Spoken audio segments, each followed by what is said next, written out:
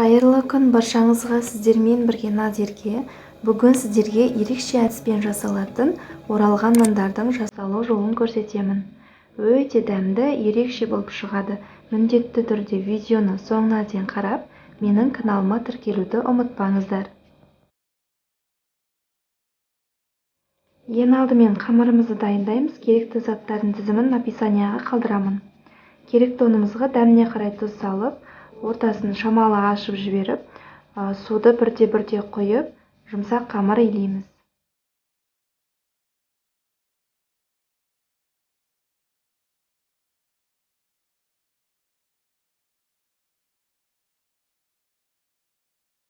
Суды толық араластырып болған соң, енді ары қарай қолымызбен илеуге болады.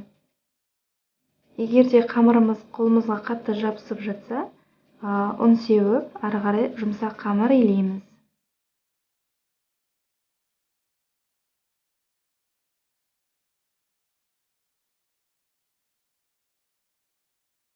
Қамырды илеп болған соң, бетін жауып 10-15 минутқа қалдырамыз.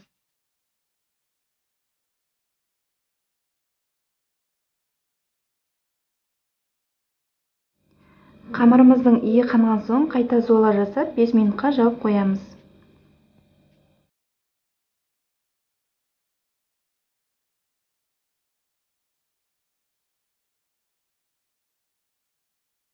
Қамырымыз жұмсады. Енді қамырымызды алып, астына жабыспас үшін ұн себелейміз.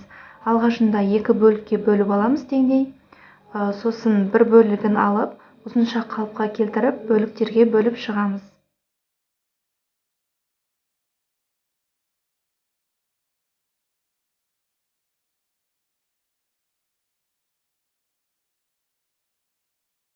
Бөліктерге бөлінген қамырымызды алып, қолымызбен айналдырып, суала жасап шығамыз. Менде бары 11 теста шықты. Енді керекті ыдысымызды алып, сармайды осылай микроволновкада ерітіп алдым. Ертілген сармайды құямыз, сосын қамырды алып, ұнымызбен кішкене жазып жіберіп, майға толығымен батырып, айналдырып қойып шығамыз.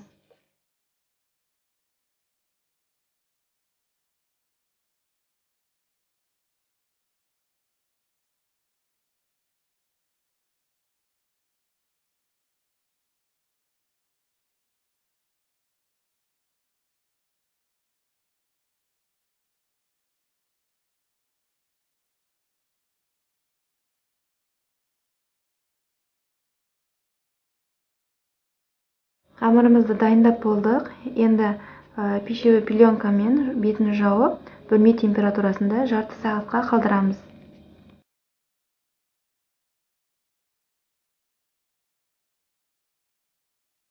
Енді арасына салатын салмамызды дайындаймыз. Қазанымызды қыздырып, сұйық май құйып, пиязымызды жақсылап қуырып аламыз. Сосын дәміне қарай тұз, бұрыш, паприка салып, жақсылап араластырып қуырамыз.